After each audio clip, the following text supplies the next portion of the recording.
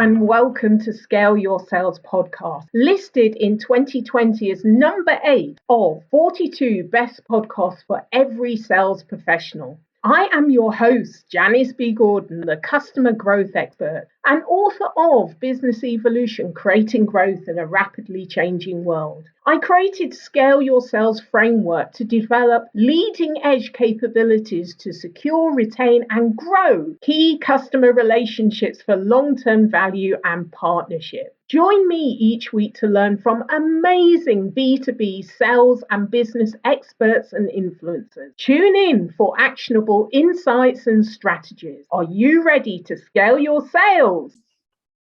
My next guest is VP Cloud Red Hat Synergy at IBM.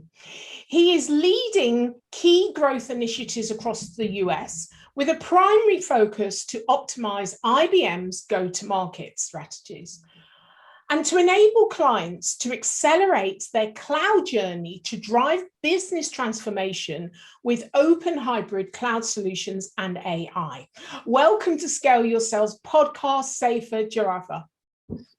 Hi, Janice. Thank you. Thanks a lot for having me. It's a pleasure you being here. And first of all, can you explain to me Red Hat Open Hybrid Cloud Technologies? That's quite a mouthful. Red Hat is one of the largest software companies. It was the largest acquisition ever in the industry once we closed on it a year and a half ago. But it's an interesting company. They do not have a single patent. Everything they do is simply based on open source technologies. They add the value add on top of that around the security, making it enterprise grade. But innovation comes from that open source community driving the development. So whatever they have, that's open source. And the second aspect of this is, we have different cloud discussions. We call a lot of different things cloud these days. What Red Hat does is Red Hat offers a platform that pulls all these different bits and pieces each and every single customer needs to deal with within their traditional infrastructure, with their hyperscalers they work with the software as a service vendors, make sure all of these runs in a single integrated platform where they can move data, where they can move applications and improve the efficiency as well as drive that innovation cloud brings to the table. I've always thought open source applications there must have been a time when organizations that were very focused on having their own IP and protecting it, there must have been a point where organizations really felt that this was a big risk, whereas actually now it's kind of every day, isn't it? And I wonder, you've been in the industry for a while now. What was your experience when a lot of that started to kind of almost mushroom? I've been pretty fortunate because I see both of the best of the both worlds in that context. I work for IBM. IBM has the most patents in the world every single year for the last, I think, 25 or 28 years now. And we have a huge intellectual property being built with a significant R&D investment. And then I work with Red Hat because of my job day in and day out every day that has the completely different model that's, again, that open source-based development.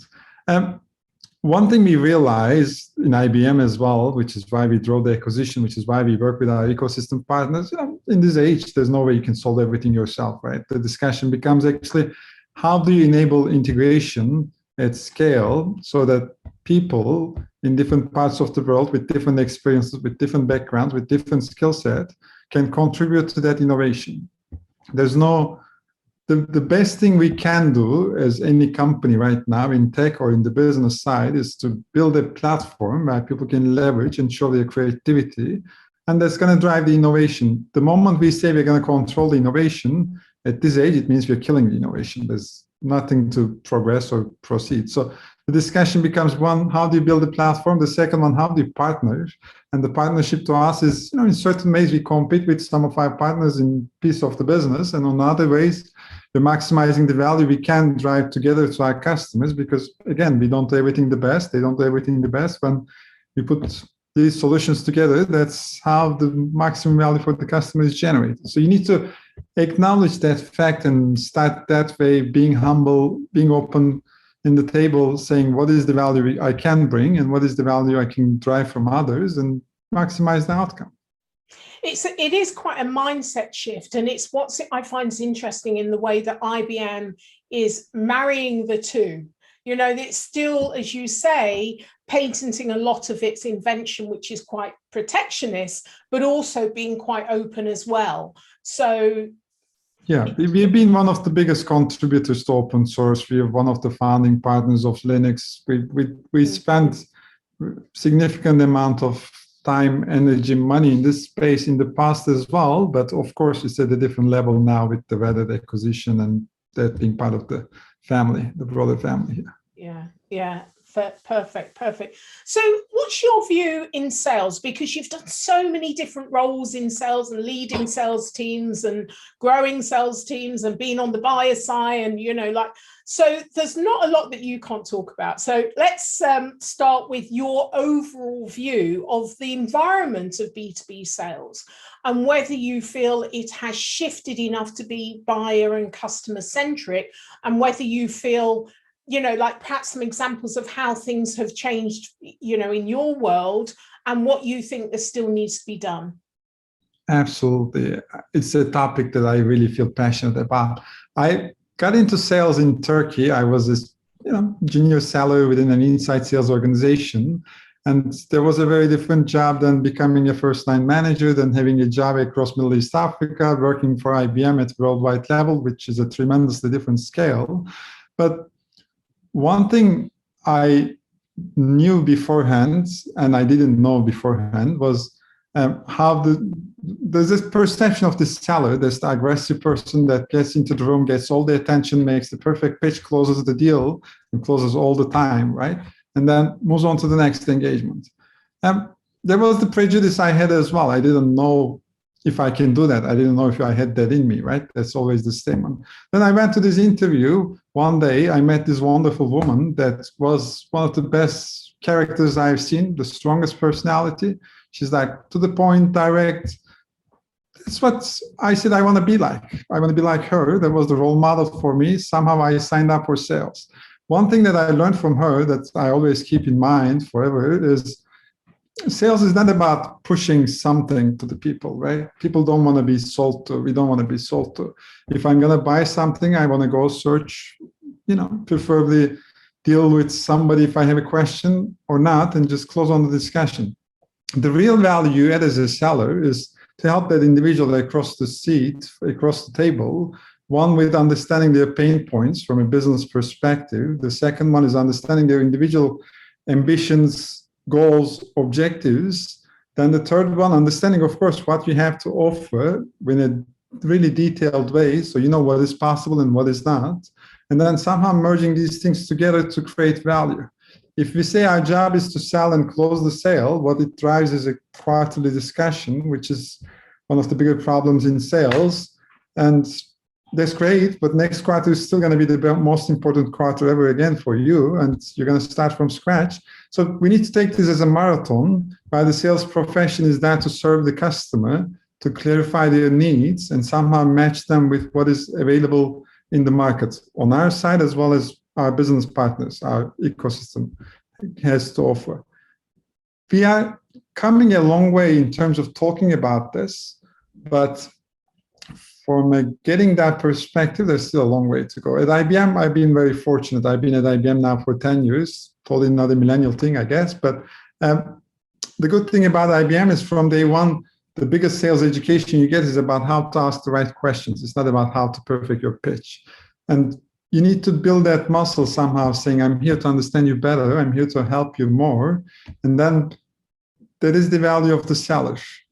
We somehow need to move away from that sales stereotype, which is also driving diversity issues as well, right? If you look at sales, that's the second worst profession from a gender gap perspective. We only have 40% women representation.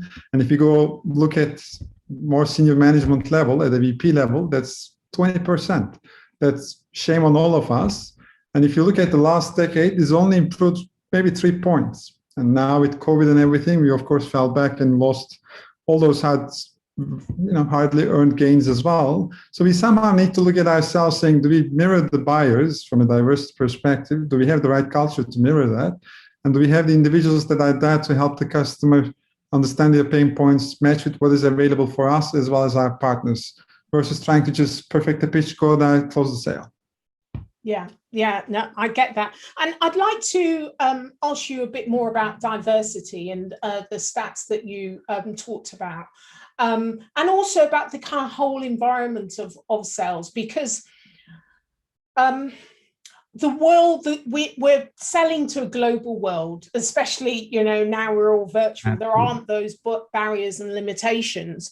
But, on the other side of the camera, there are people that come from a completely different perspective.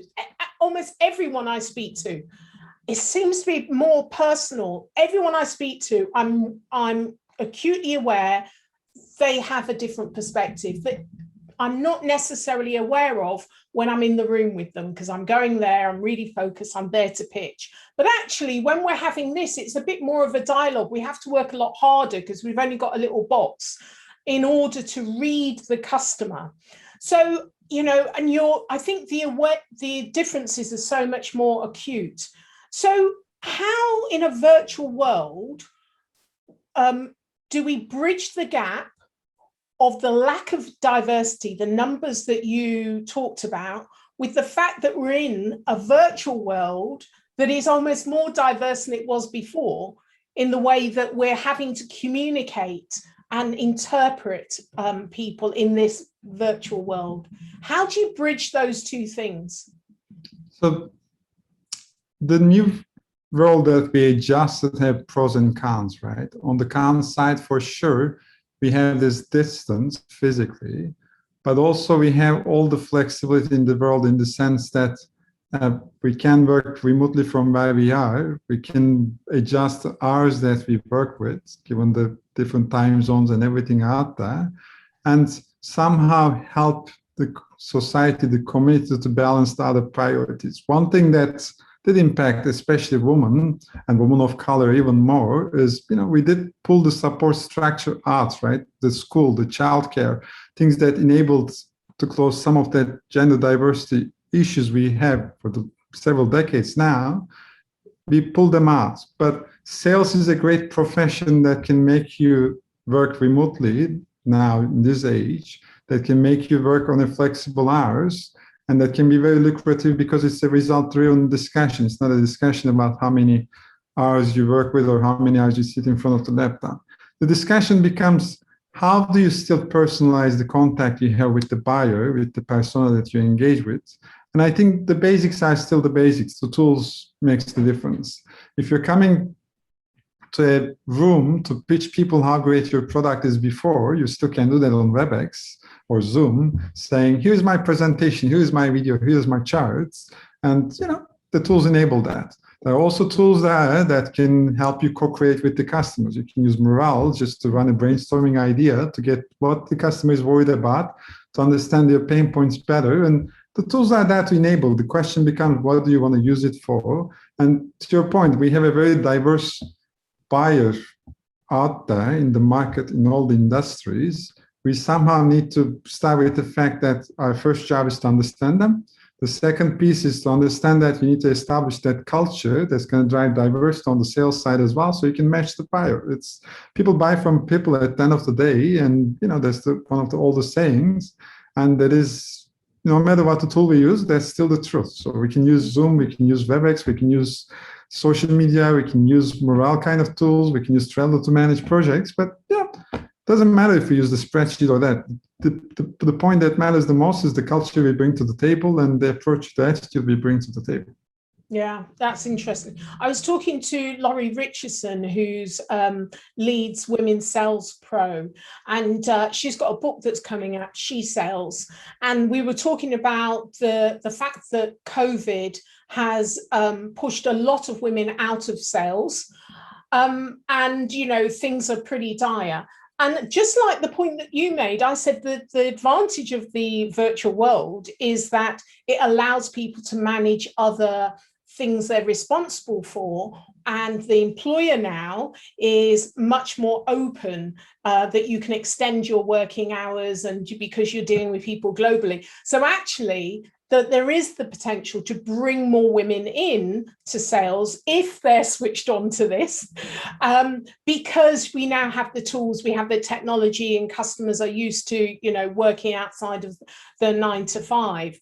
But we have to have companies that are switched on to this. So, what is your view as what IBM is doing? I don't know what policies are in place.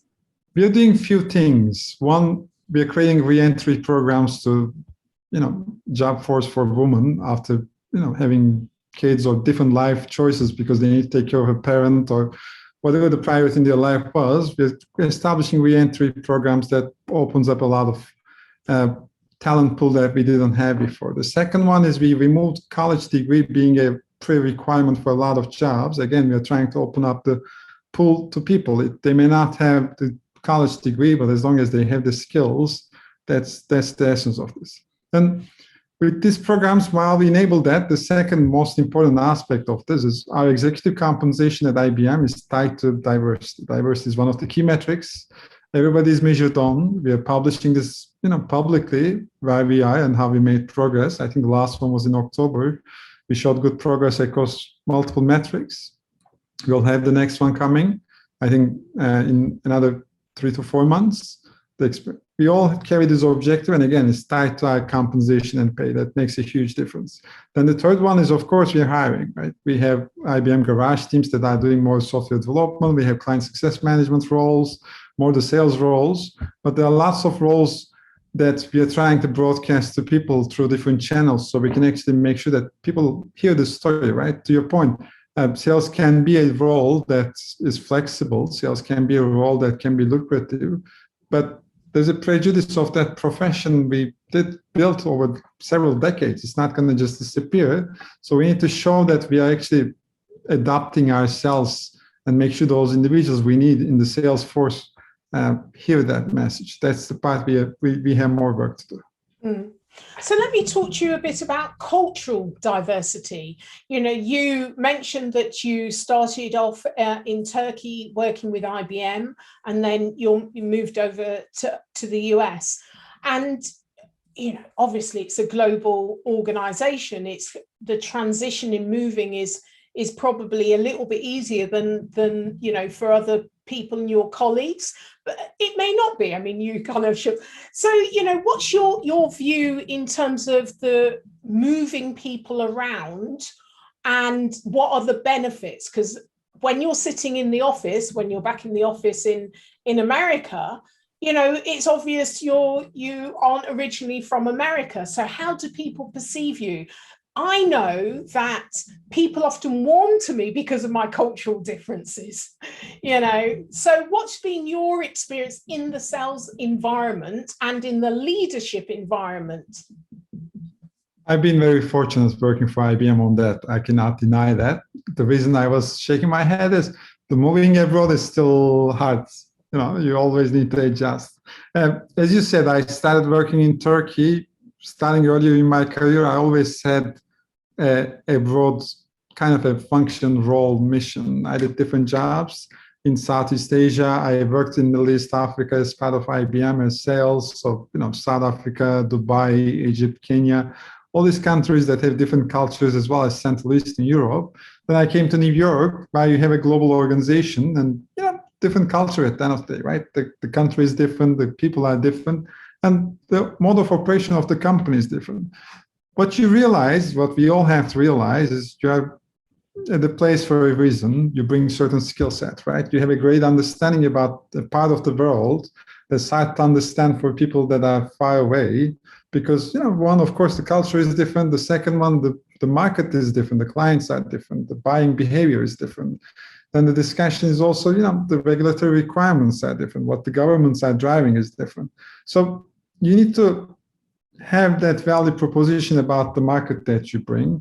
And the second piece, you need to make peace with the fact that you're different. That's the value you actually bring to the table as a person. So you may react to things then differently than how people would want to perceive usually on a day-to-day basis. But one I was lucky again to be in a company where that diversity has been, embraced and encouraged even. But you need to be yourself, and you need to be able to put that identity as yourself, as a human being. Like, I'm a Mediterranean person. We use much more hand gestures, if you didn't realize already. It's a big deal for us to have like lunches together and having drinks or dinner after work together. You need to have that social bond, and that may not be the case for someone coming from Nordics. So you need to respect that, but also you need to embrace each other in a positive way with an open mind. Then the discussion evolves because you have people understanding different markets, different buyer profiles. They have different skill set that they can bring to the table.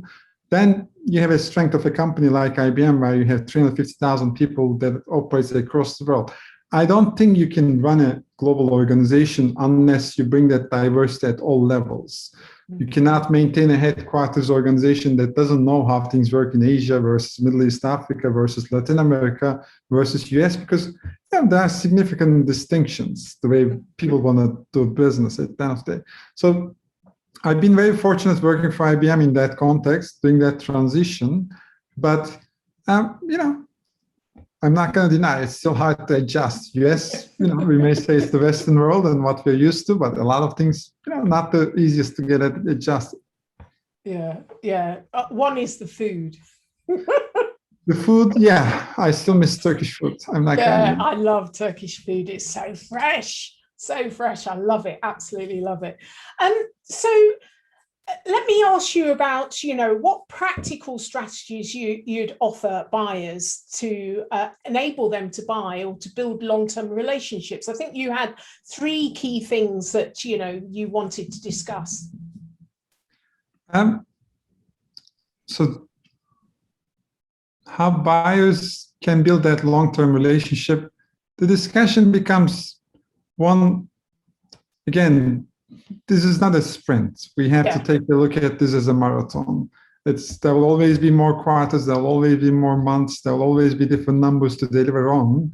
But we live in a small, big world where we interact with people, and I'm a big believer that you somehow need to invest to get any kind of return. The discussion becomes, if you approach with that mindset, saying this is a marathon, that's the number one piece. Then the second discussion is, we, on the sales side, and of course on the buyer side, the same applies. We put different level of emphasis on what is an existing customer versus what is a new client. Sales always has this glory about going and hunting, as the words we like to use sometimes, a new customer and bringing it to the fold. If you look at the cost of new client acquisition, and if you look at the actual lifetime value you generate out of that, the first year you're not actually making money, you're actually losing money. So we need to ground ourselves into facts, and we need to make sure our biggest strength, our existing base customers, where we have relationships, where we know the individuals, where we have value-based ongoing partnerships. That's what we need to maintain the focus on. We need to make sure, one, they are satisfied with what they're getting. The second one, we understand their needs on an ongoing basis, and we adjust ourselves accordingly. And then the third one is we make sure we continue to invest. Again, we should not go after the next shiny object. That's the second piece, I would say. And then the third part of the discussion is, this is an ecosystem topic. You need to be open to have partnerships. Again, if you're looking for something long-term, the only way you're going to grow is if you're growing the pie. We have the tendency to always focus on how we split and making things smaller about ourselves. And, it feels good to control things, right? It's good to have you have the steering wheel in terms of where you want to go, but we need to let go of that aspect, saying these are the companies we can partnership with, and those partnerships take time to build. You need to build the trust, you need to build the skills, you need to build the underlying enablers. But unless you build that overall ecosystem that fills the gaps you may have, or that enables you to do better, it is hard to make things longer term. This is, again, in this age, it's a platform discussion. If you're establishing a platform where different parties, different partners can innovate together, collaborate together, that's the only sustainable way of delivering success for the customer and for your business. Wonderful, wonderful. I want to switch it up a little bit and ask you about, who is your hero or shero? I would say my father.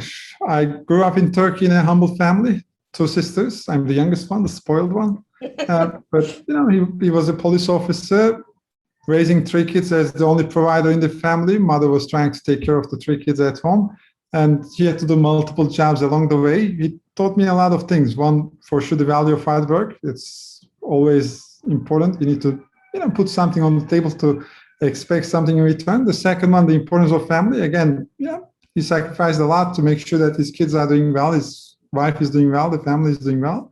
And then probably the third thing is, you may have challenges. We all have challenges, but everything is relative. There are still people out there that we somehow need to offer help. There are things we can offer.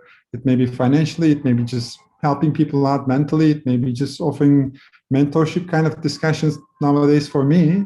But you need to be there present, giving back to society. There are people that are always in more need than we are, and you should keep that in mind. So I would be always thankful to him for those three lessons, and probably, he would be my hero. Oh, that's wonderful. That's lovely to have your parents as your hero. So that's a fantastic grounding. It's not just about you. And I think the more that you give other people, the more you get back in return anyway. Absolutely. So that's beautiful. Okay, so how can listeners get hold of you? LinkedIn is the best. They'll have my contact information once you post this, and feel free to reach out to me. It doesn't have to be about cloud or the business, but if there are any things I can do to help, just bounce back some ideas, any kind of discussions where I can share my experience, I would love to hear yours. Feel free to reach out. I'll do my best to spare time. Excellent. Well, thank you for being a guest on Scale Your Sales podcast, Zafer.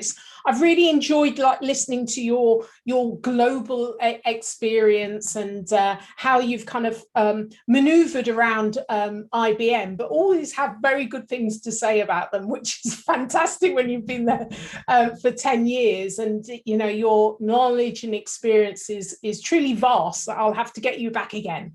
So thank you so much. Thank you, Janice. Thanks for having me. Thank you for joining me on this episode of Scale Your Sales. Feel free to connect with me on LinkedIn or Twitter, Janice B. Gordon, to comment and share. I'd love it if you would leave a review on ratethispodcast.com/scaleyoursales. Please subscribe for more weekly expert insights to scale your sales.